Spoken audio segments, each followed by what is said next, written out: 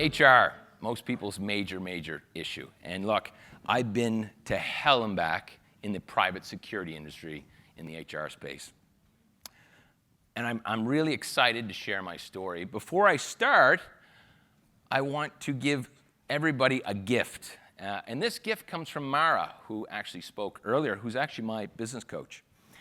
A little while ago, Mara was working with me on a few tools, and I can tell you that this tool that I implement for any tough conversations, which really ties to HR, any tough conversation, any client conversation, I now prepare and I do these 3 essential things. They've changed how I manage meetings.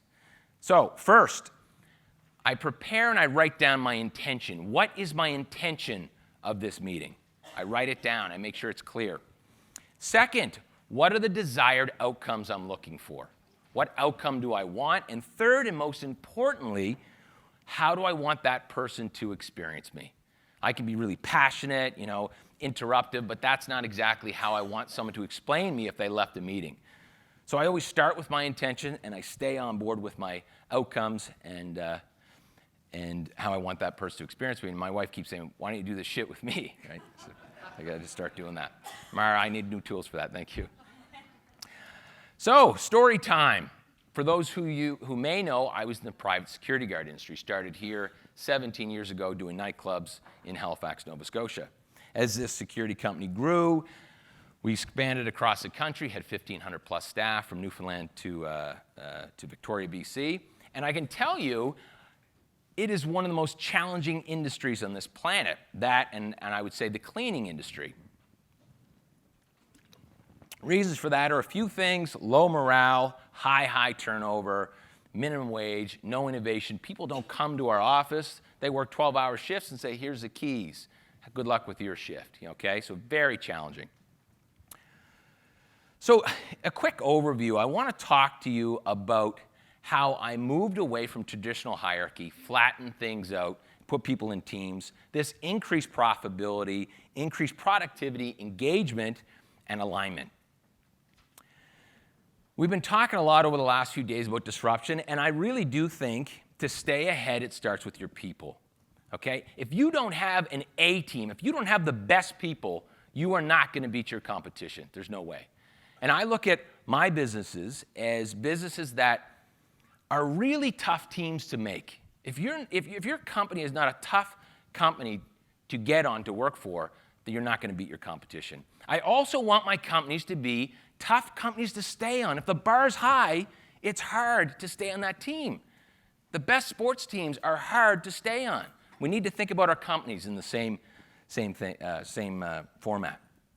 So the biggest mistake that I made was actually every time I had a major challenge, client challenge, people challenge, I would add a layer.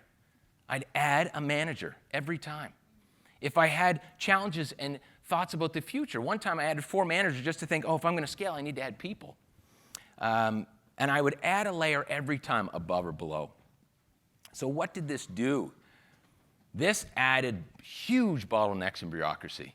It was horrible for my company. It took away my entrepreneurial spirit and drained our nimbleness, ate into our margins, profits, so we couldn't pay others that really deserved it, that were really doing great work, and I lost my pulse on the business with my employees and the customers. By the time issues did make it on my desk, it was usually too late. It was a customer or staff member had one foot out the door. To make things worse, anytime I did hire, I did not set people up for success. 2011, we were in major growth mode. We were involved, had 600 staff in Vancouver for the Olympics. We had bid the whole thing, didn't win. It was just yes. Lost about $1 million, was sole shareholder in 2011, almost went bankrupt. And of course, for some reason, us idiot entrepreneurs do magical things when we are close to the bottom. And so for me, it was a question, and Vern talked about this the other day. It's getting to the right question. Unfortunately, I got to it at the wrong time. I was almost out of business when I reached that question. The question for me was, what if I had to restart my industry? I was almost out. And it was, what if I had to restart this industry today? knowing what I know about my industry, knowing the challenges of the security guards, myself as the owner, the customers, what if I had to recreate a model, okay, that would eliminate those challenges? Uber, I'm sure, went through a very disruptive kind of process.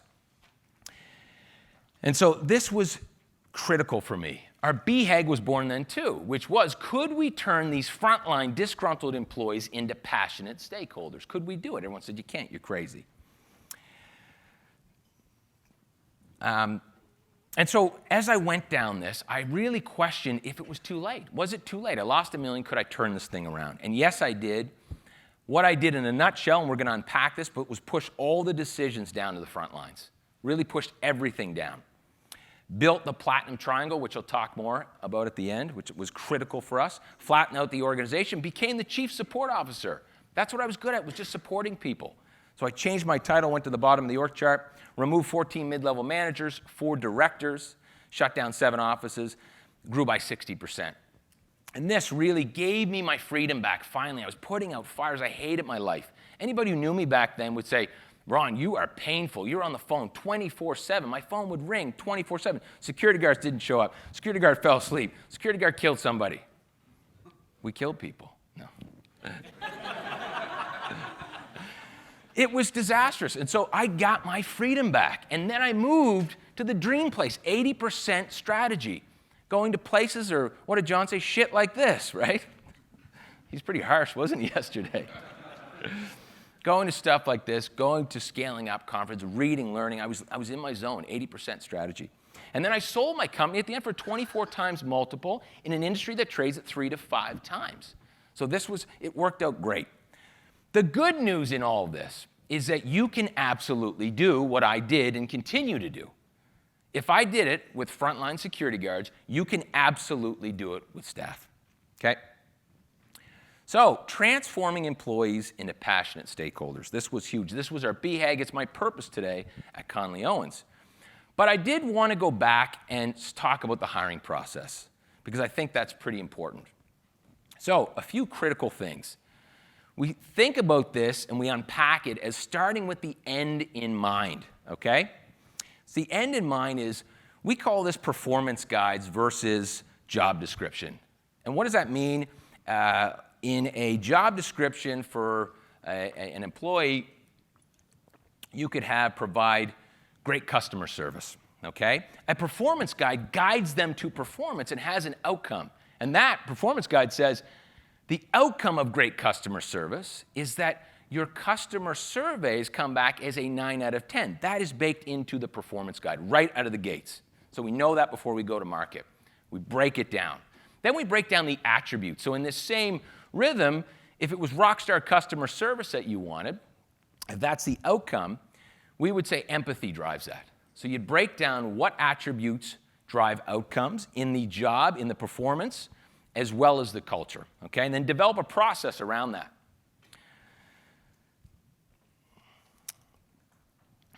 We always hear about A players. Who knows what an A player is? Pretty straightforward. Some don't. A players in business are the people that you can't live without. The people that make your company great, okay? You cannot live without these people. So we start with them. And there's a few things before you go to market. One, how did they hear about your company? Why did they apply to your company? What circles do they run in socially and in the community? And what do they love about the job? This is your narrative. This is where and how you're going to market. Very important. And of course, I'm not going to go into the virtual bench, but critical. If you don't have a virtual bench, you're in trouble. So many people talk about this, and I couldn't agree more. And I just want to make a clarifying point on the virtual bench. You hear Jack Daly and these folks talk about it. If you don't have 16 people for one role, which I don't today, then you're not doing your job as a leader and filling that bench. You're going back to reacting and trying to go to the market to find unemployed people. But I think people get confused of how to put someone on the bench. My version is not running an ad that says that we're hiring and going through a hiring process. It's having a coffee with someone that you meet anywhere to say, hey, if I had an opportunity, would you be open to it? If we were hiring tomorrow, would you be open to an opportunity? Yes, I would. You're on the bench. Does that make sense? So make sure you fill your bench. This I just learned last month and love this. We didn't apply this before. This would have truly helped me back in the day, killer questions. Killer questions that save you your time during the interview, because now we're moving into the interview process. So a killer question for my company, Conley Owens, would be, do you like to work on your own and focus and mind your own business and just stay focused on your own work? If the answer was yes, it would be a killer question, because it doesn't work for us. You need to be able to collaborate and work in a group. So think of killer questions, black and white, that will eliminate someone from the process and give your time back. I wanted to give these two questions because I also believe that there's no absolute formula to make this work. These are just some of my experiences. But two questions that have served me very well in the past and continue to serve me, because I always think, look, if I'm giving my time to an interview, what's my return on investment? What am I getting out of this? I don't have time to meet these people. John talked about that yesterday. As leaders, like, our time is so valuable.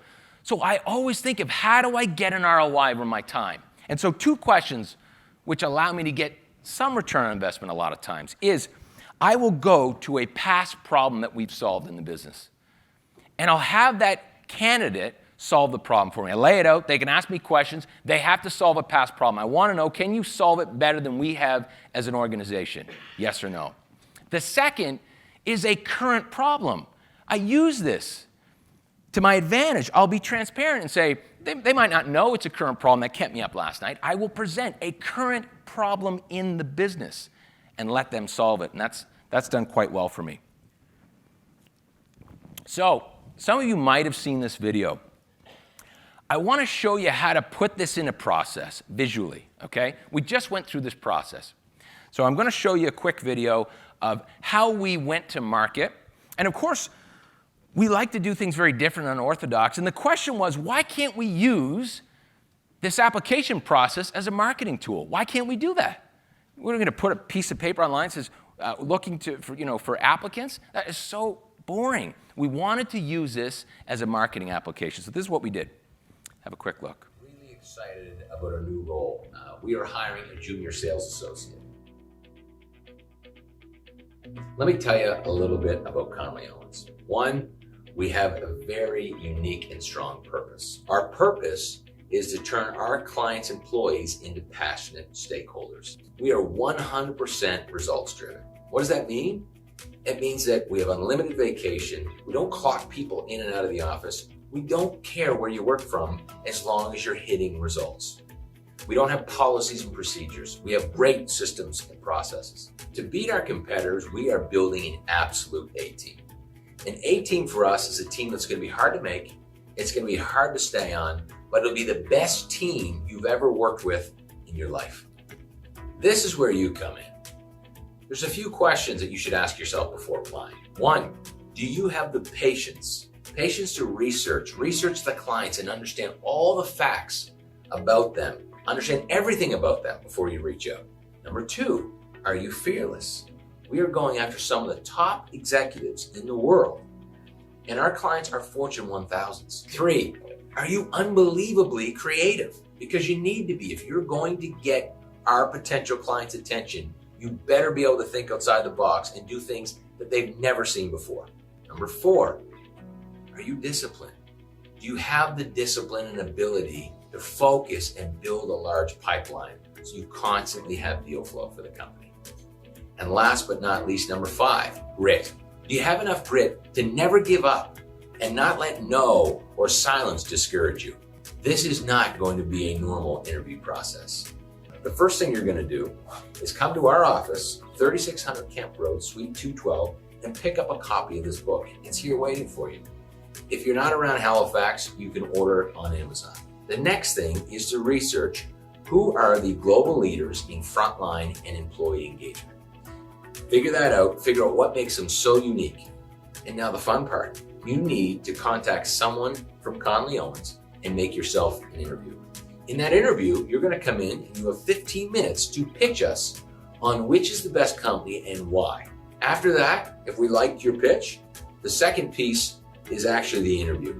We're going to talk about this book and the other attributes which we feel will drive success in this role. I want to be crystal clear. Do not bring your resume. We don't care about what you've done in the past. Through that, we had 3 applicants apply for the job, but only 2 were successful enough to contact someone and come in to book themselves an interview. I went and I picked up the book and I started reading it, and that was when I became hooked.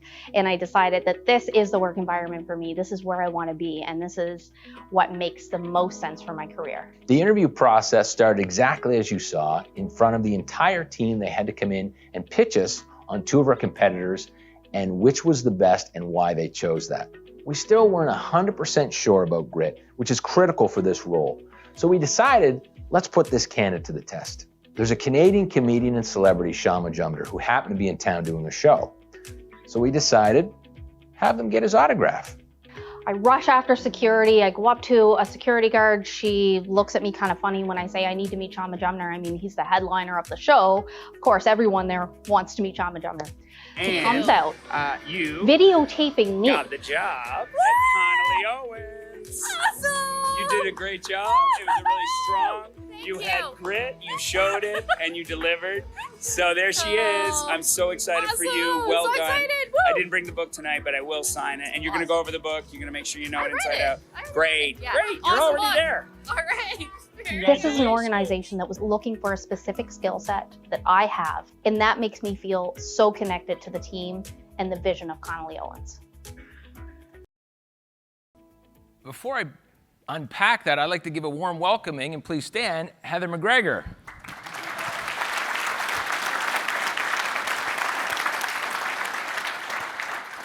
We put her through hell and back. She goes to therapy now, 4 days a week. She doesn't come to the office. But if you think about this, we really want to practice what we preach. This is hiring by design. This was all design. The whole process was what would happen during the job, as you could see, right? And of course, we didn't know about grit. I called Heather on the phone and said, look, we're unsure. Can you go get this autograph? I'm sure she thought I was crazy, and she kept going. So a few things. One, we had over 7,000 views online. 7,000 from that one job call for applications. We only had 3 applicants made it through. Actually, 2 made it through to the end. So you think about it, she had to read this book. We didn't tell her who to contact. She had to figure out, when we tried to avoid her for a week, she kept showing up. We said, go home.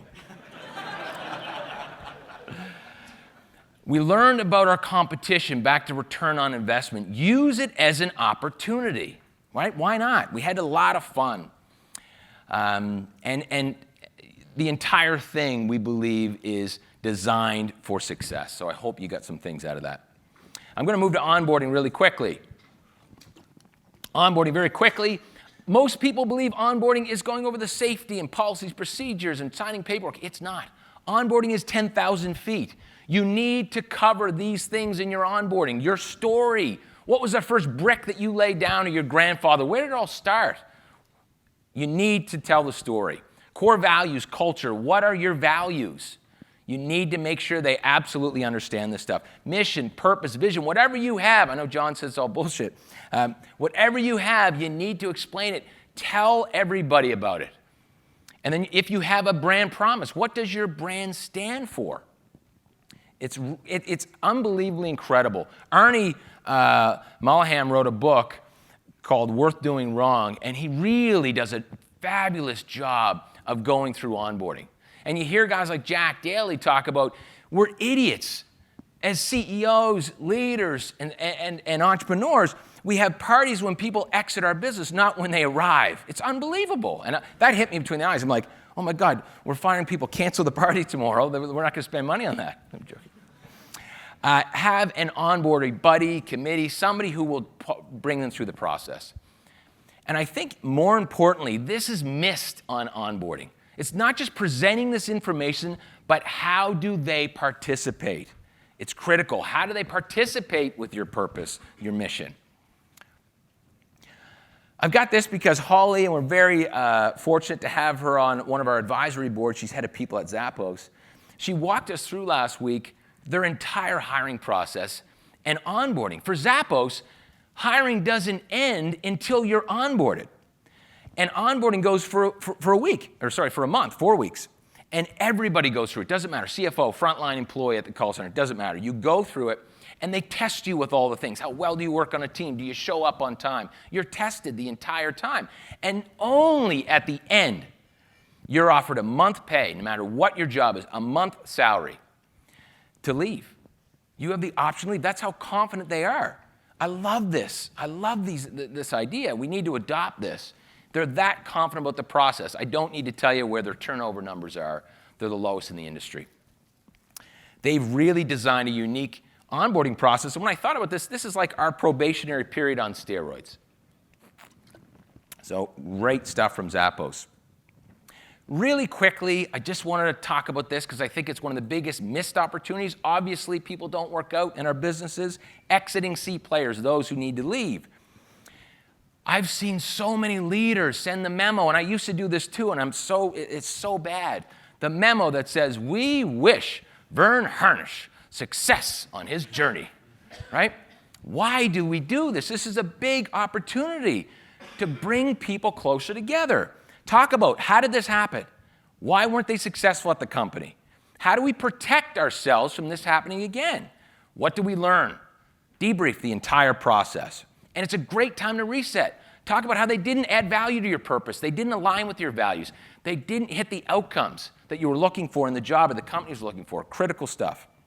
So quickly, thanks to Gazelles, I had heard years ago about Drive. Everybody heard of this book? Right? Very popular. There's a 10-minute YouTube video. You should watch it. Anyways, it says if you pay someone market pay, then if you check the boxes of having a strong purpose, autonomy, and mastery, you allow someone to be a master of their trade, give them autonomy, give them strong purpose, you will win. Those people will love to work at your company. And as I went back, as I was building this, we really followed this. Now, we added community. There was a speaker one time, an EO speaker, that said he missed it. He missed community. And I was like, oh my God, we're missing community. We don't have any community. Our security guards go to Cadillac Fairview shopping centers and hospitals. We have zero community. We had to build that. So I'll talk about that too. Quickly on purpose, because we've talked so much about it, it needs oomph. That's all I can tell you. I thought purpose was a bunch of BS until I heard the story about Steve Jobs saying, our purpose is to put a dent in the universe. And I was like, what? Man, that is huge. At my company, Source Security, we switched right away. We had like protecting today, supplying tomorrow. I have no idea what our boring tagline was. It was horrible. We changed to our purpose is to change the industry.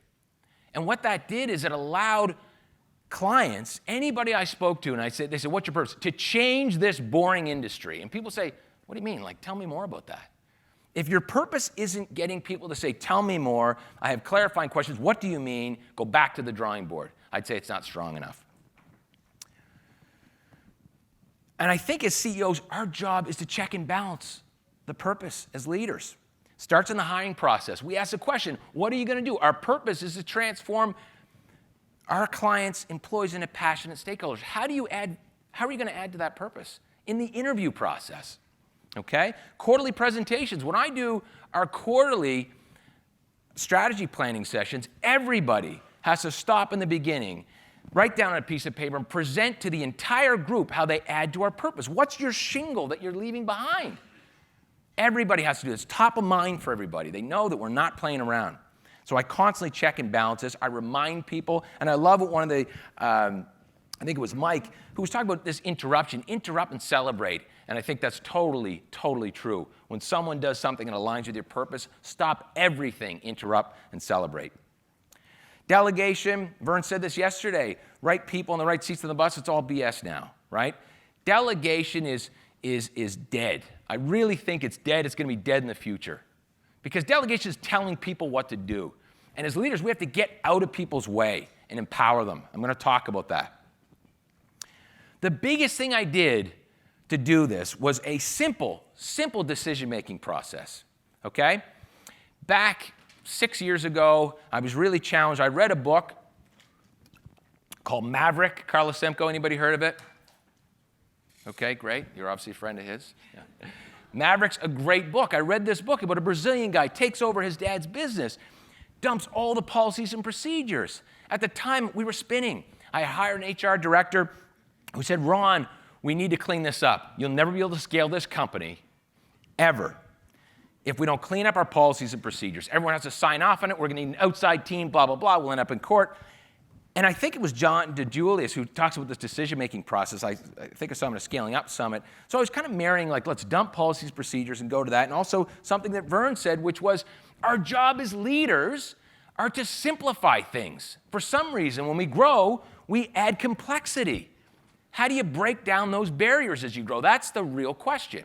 And so to me, this was perfect. We were going to do it. I can scale a decision-making process. So for me, it was, we pushed this out. I had argued with my HR manager. We pushed it out. Unfortunately, we didn't see eye to eye, and he didn't work for us after that. But we pushed this out, and the 3 questions were, to anybody, if you're going to do something, is it the right thing for the customer? Yes or no? Is it the right thing for our purpose, change the industry and our values? Yes or no? And are you willing to be accountable? Yes or no?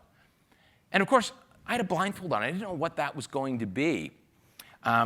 What the outcomes were going to be, but it was really simple. We were giving people their brains back, especially in the security guard world. They always say, rules are made for children. Well, if you want your employees to act like children, then give them more rules. Absolutely. This was giving them their brains back, allowing them to make their own decisions. So it also made them more accountable. People really were accountable for their own decisions. They were really proud. It forced coaching moments. This is one of the biggest takeaways. Even if we didn't agree with someone's decision, we were able to use that as a learning opportunity and a training opportunity for the entire company. And in other times, we were actually quite surprised. People made better decisions than I would have ever thought of. And what do you think we did with that? We used it as moments to celebrate and new standards for the entire company. No policies and procedures do that. I just finished this book, and I've been talking about it. I love it. If you haven't read it, grab it. 9 Lies About Work. Harvard kind of recommends this book. It really challenges a lot of our old thinking. It's an excellent book. And so one of the lies here is that the best plan doesn't win. And of course, I'm like, what are you talking about? Best plan always wins. Best plan doesn't win. They say pushing information out as quickly as possible to everybody. That's how you win. And so we really try to do that all the time. And what they suggest is making sure that people know the goal in mind and the information is given to them quite simply. Quick example, I'm in another business called Vita Living, affordable housing. We have superintendents. We call them building ambassadors. We have 18 managing buildings. We did this right away. We basically said, here's our 5 least performing assets, buildings, from power and water perspective. We pushed it out to everybody through a video that I sent out, and I said, here's the numbers, here's our goal, and here's a few things that maybe you could do or not do, but try to figure out on your own. And it's incredible. People want to prove that they can help. They just want to know the goal and send them simple information.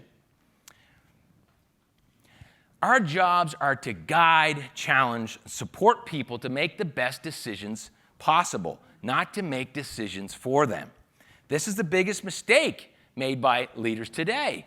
And this is why people wonder why they're so busy all the time, is we're making all the decisions. It used to be me. I used to have to put a sign on my door that says, don't bother me when the door's closed. I don't even have an office anymore. This was also key to removing mid-level management. I'll talk more about that later. Mastery, second point. This was big for me because, unfortunately, if you get your purpose and your values right, you're only halfway there. Halfway. Because people may not love what they do. They may not love the job. And so this brings me back to a story, a gal named Carolyn Dawson, A player. I thought I was getting all right, and I heard she was looking for a job. We had a coffee. She said, Ron, I'm looking for another job. And I couldn't believe it. I was really taken back. I said, why? And she said, I don't love what I do every day. I love the company. I love the purpose. I love what we stand for. I don't love what I do. And I was like, oh, my God, we're getting it all wrong. We get the purpose and the values right, but if they don't love what they do, we have a problem. So we did this thing called task mapping, okay? Task mapping really is a simple process to align people's passion skills with the company's needs. It's actually that simple. So the process for us was we had everybody draw out their ongoing tasks, things that happen in the company, ongoing. Had people lay out their tasks. We started with the outcome. What was the outcome of the task? How was it measured? Who's responsible? Who else knows how to do it? Do you get excited about it? No in between. Love, hate. No in between. And who wants to learn about that task? And all of a sudden, we had a sea of red because they had to color code it red if they didn't like it. and green if they did. And it was so obvious why we were misaligned at the head office level. And so anyways, we started to realign things. Today, this is from one of my companies. This is simple. This is on Google Sheets. We don't have a technology for it. But these are our tasks. We're very aligned. You can see, look, primary, secondary, everything's green. We're humming. People are doing things they love from a task perspective. Because we started with a big sea of red. We started with the office, and then we looked into our teams, other folks at the company. Of course, being in the security guard business, we had lots of very smart people working out in the field. It was helpful. And then outsourced. We literally would outsource single tasks. And today with the, what do you call it, the gig economy or whatever you call it, you can literally outsource a task from your company to India, to China, to Bridgewater. Would you do it, Martin? You do something, yeah? You could outsource to anywhere. So we started to do that. And the simple thing was, as CEO, it wasn't my job to start doing that. What we said is, look, if you have a misalignment with your task, it's your job to go figure it out. You go figure it out. Go negotiate with someone. You have the autonomy to go do that. It was beautiful. Results of that, people were more focused and more aligned with their task, better results, higher quality. People were much more engaged, decreased turnover. It gave people a new way to grow within the company, to really own stuff. Sometimes it was outside of what they were hired for. It didn't have to pay people extra. They were doing what they loved. People are less likely to burn out if they love what they're doing. And this really fixed that problem for us. It also showed us our organizational gaps, the gaps of where people were doing things they didn't love. And it forced us to build relationships, to really get to know people more than we knew before, really know what makes them tick. So the next big challenge for us was, how do we support these people? We're now moving away. 14 mid-level managers gone, 4 regional directors. And so this was our challenge. How would we do that when we remove mid-level management? Of course, look, I took lessons from EO. I put people into teams and forums.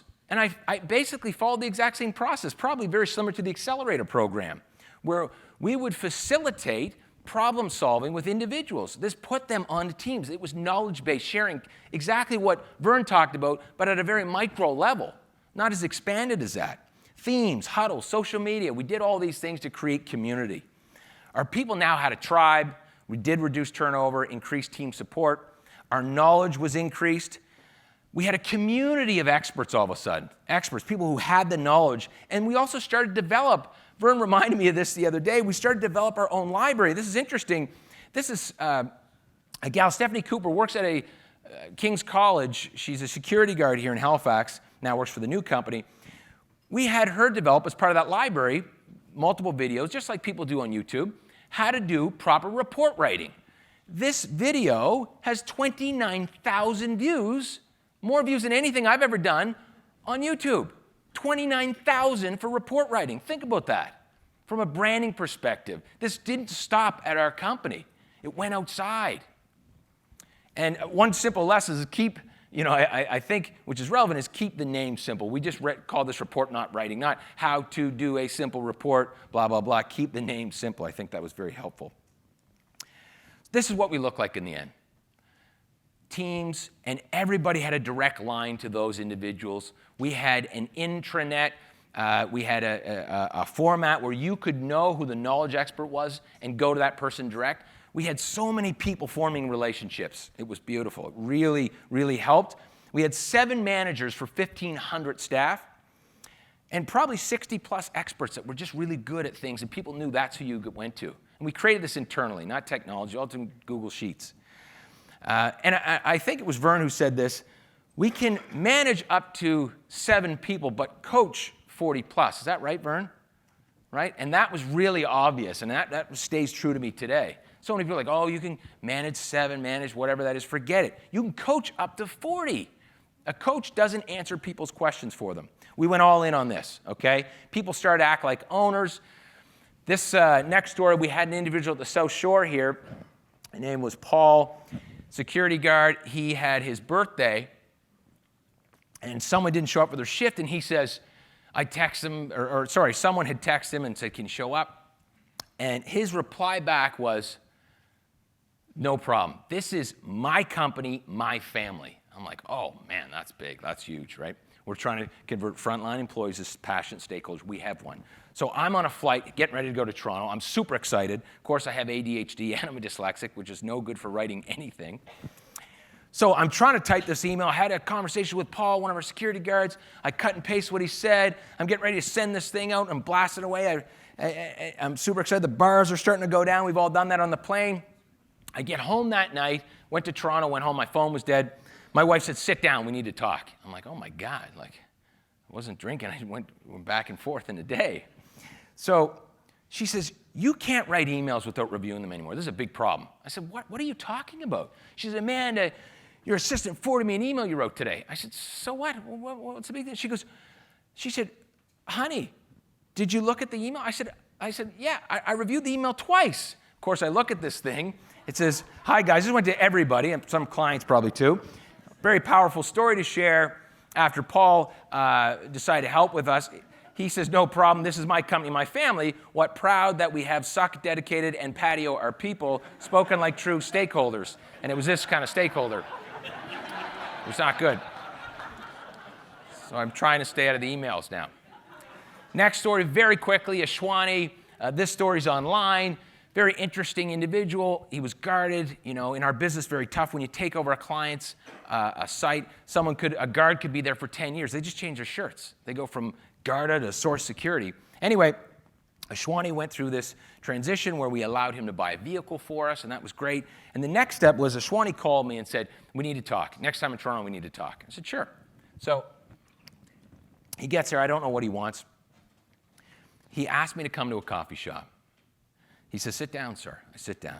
And this is a security guy, makes $13.25 an hour. He opens up his laptop, and lo and behold, Ashwani has a 14-page PowerPoint presentation on how my company, Source Security, is going to expand his native company of India. I couldn't get any of my mid-level leaders, anybody to think that strategically about my company. He had the lawyers we're going to talk to, how we source capital, potential clients. Think about it. Frontline employees thinking strategically about your business. We were starting to fly. We had reached our BHAG. We did have a problem, which was systems and process. We had no policies and procedures. So we call this like the platinum triangle. Everything that happened, when someone dropped the ball, if we didn't have a system, process, giving them the proper tools and coach them on it, it was our fault, 100% our fault. And so we had to fix that every time. We also made sure that every system was an easy checklist, they had simple tools, and the outcomes were always measured. So we made sure they knew the outcome of the system, how it was measured, and the accountability and how we were going to check on that. The last thing this also did is it really separated our A, B, and C players. C players would screw up the tool, they couldn't follow the process. B players did, they just did it. A players would find a better way. They'd say, you know what, I appreciate this, but there's a better tool.